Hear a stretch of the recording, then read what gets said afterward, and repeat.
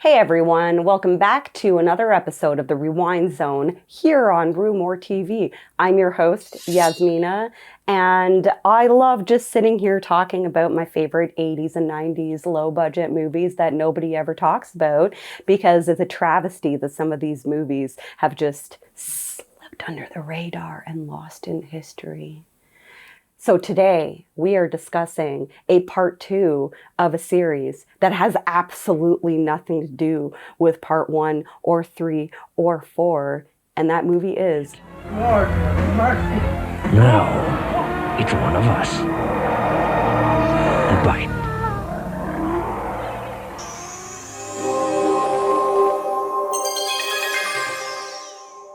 Okay, so y'all have seen The Curse with Will Wheaton.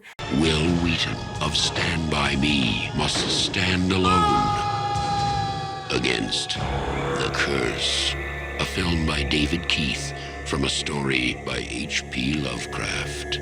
In my opinion, that movie is a far superior adaptation of the Lovecraft story than The Color Out of Space with our one true god, Nick Cage. But Curse 2, The Bite has absolutely nothing to do with The Curse. In fact, it's about snakes. Curse 2 was released in 1989, and it opens up with these men in these radioactive suits on a nuclear testing site in the desert in Arizona collecting snakes. So yeah, it's like they're radioactive snakes. This movie is especially disturbing to me because I had a fear of snakes when I was a kid. Thanks a lot, Indiana Jones. Snakes. Why did it have to be snakes? Lisa and Clark are the main characters in Curse 2, and they're driving on a road trip, I think. The car breaks down, they pull over. While Clark is fixing it up, all of a sudden, there's a fucking snake right there. Just don't move! Lord! Right there. Get steady. During this commotion, another rattlesnake slithers its way into the car undetected. The most disgusting thing happens. The first time I saw this movie, I actually almost vomited. They just run over a bunch of fucking snakes in the middle of the road. It's so fucking gross. To make it worse, they torment us by showing it in slow motion. It's so fucking disgusting, man. Just like all these snakes, like I'm talking 100 snakes in the middle of the fucking road, and they just drive over them. Ugh!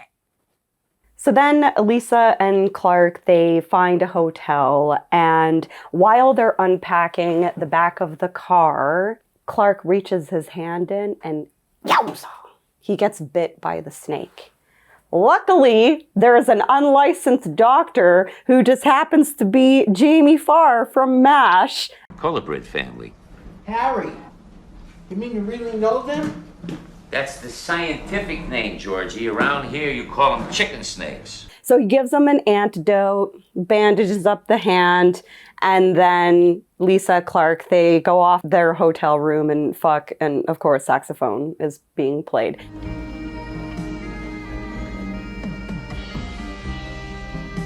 And then after, she is like, holy shit, there's something moving under the sheet, and it's a snake, and she fucking kills it with her acoustic guitar. She just keeps smashing it, and it's just the white sheets, they turn red. Gross.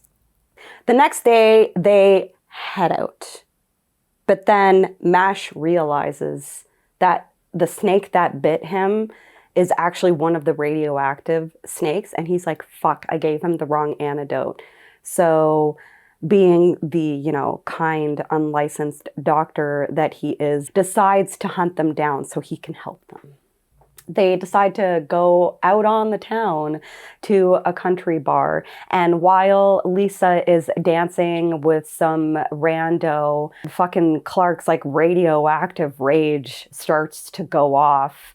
And he hits Lisa.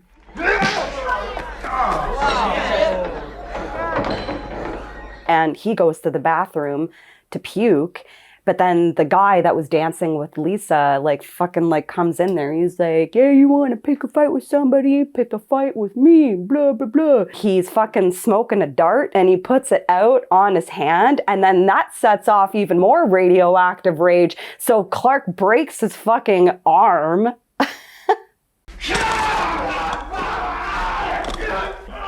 Those radioactive raging snakes.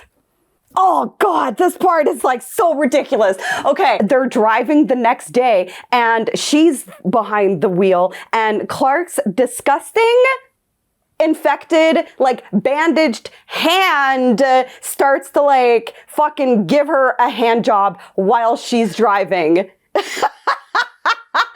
And like, she's like, I hate you. Bitch, she only fucking started dating him like 2 weeks ago. That's disgusting. Like, there's gotta be some pus or some shit in there. Like, did that doctor give him some polysporin for some that? I don't know, man. Like, gross. There's just so much gross in this movie.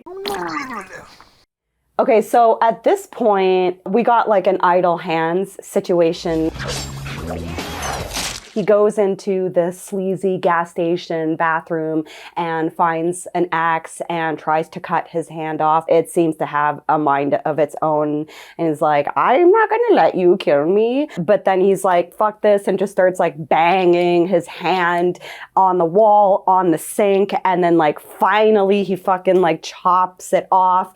And like, it's like this in the fucking sink. Like, it's just like so ridiculous. And now he's just got this like stump. So he goes outside and he decides to hide in this man's truck. The man actually feels like it's his duty to help him because he is a man of the Lord. So he brings him back to his family's house where it's a whole family of God-loving fucking idiots. Lisa, she finds him somehow and goes to the house and she's like, he needs a doctor. Like, he needs to go to the hospital. And he's like, God will find a way always, blah, blah, blah. So that night they're sleeping upstairs in the house and the family's young girl wants to sneak a peek at the bandage. So then she goes upstairs when they're sleeping and decides to like lift up the bandage and sees a fucking snake like come out. So like another snake had like fucking regenerated. And then she's like freaking out and screaming. And then the dad comes in and the snake's like, rah! And the snake's tongue like shoots out and chokes the fucking dad. And so he dies. So where's your God now?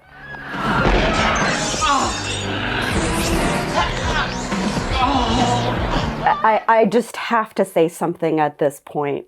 The reason why this movie is so fucking disgustingly amazing is because Screaming Mad George did the special effects. Who is responsible for the grossness in society, Nightmare on Elm Street Part 4, and what I love about this man's work is so little blood is used. And the slime factor makes it so much more disturbing. So bravo, sir. Every movie this man works on is incredible practical effects. Children of the Corn Part 3, the only one in the franchise that's worth watching because of Screaming Mad George. Thanks, Screaming Mad George, for being with us. Curse 2. The Bite has nothing to do with the curse with Wil Wheaton or curse 3 or 4. That shouldn't stop you from watching this and loving it. And you should probably have dinner before you watch it. Or after, just not during. Thanks. Thanks for watching another episode of the Rewind Zone here on RUE MORGUE TV, where I discuss disgusting movies like this. So don't forget to like, subscribe, comment. We really appreciate all y'all watching the videos and recommending more movies for me to cover. And don't forget, be kind, rewind, or else you might get some form of chlamydia of radioactive snake rage. Peace out. Let me get more cozy here. All right, hang on a second. It's actually really hard to like cross your legs in pants like this. Okay, all right. Too slick. It's like get your pus out of my pussy, right? Get your pus out of my puss.